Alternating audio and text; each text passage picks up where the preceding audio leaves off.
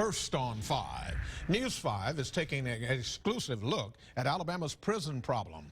Tonight, 2 former guards at Holman Prison share their stories of contraband and corruption. Plus, riots at Holman Prison. Overcrowding is still a huge issue. The governor unveiled a new and expensive prison plan, but an exclusive News-5 strategy poll shows people in Alabama do not approve. A lot to cover tonight. We begin with News-5's Peter Albrecht. They were scenes that startled a lot of people. Look at this. I'm getting y'all an cold look at what we're in. I need to let us about this beer, man. Fires, rioting. They started a war. They started the police. Injured guards and the warden hurt. We have barricaded the front door. Video captured by prisoners with contraband smartphones. Unrest taking place over 2 separate days at Holman Prison. Governor Robert Bentley looked at the aftermath firsthand. Is this enough?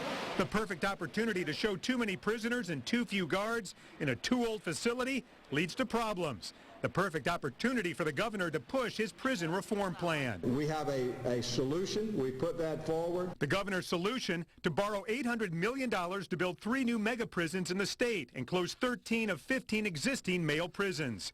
But a News-5 strategy poll shows little support for the plan statewide. 64% of people we polled say they're against the plan. Pollster John Gray says far from growing support for new prisons, the riots may have had the opposite effect. There's people who, see the riots and the discord and then the prisoners with cell phones and the rumors about drugs and bartering for entertainment, and that makes people angry. Only 22% say relieving prison overcrowding should be a high priority for the state.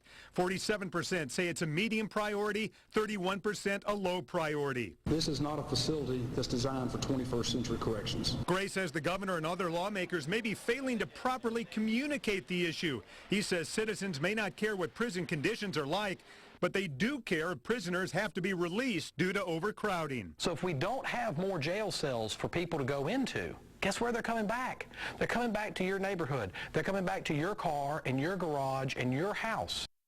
And Alabama's been down this road before. About a decade ago, then Governor Riley pushed for new prisons, but none were built, and the state ended up releasing hundreds of prisoners. Well, Pete, how does the governor plan to pay this $800 million back? Well, of course, the state's broke, but he says it won't be a drain because he says the new prisons will be so much more efficient.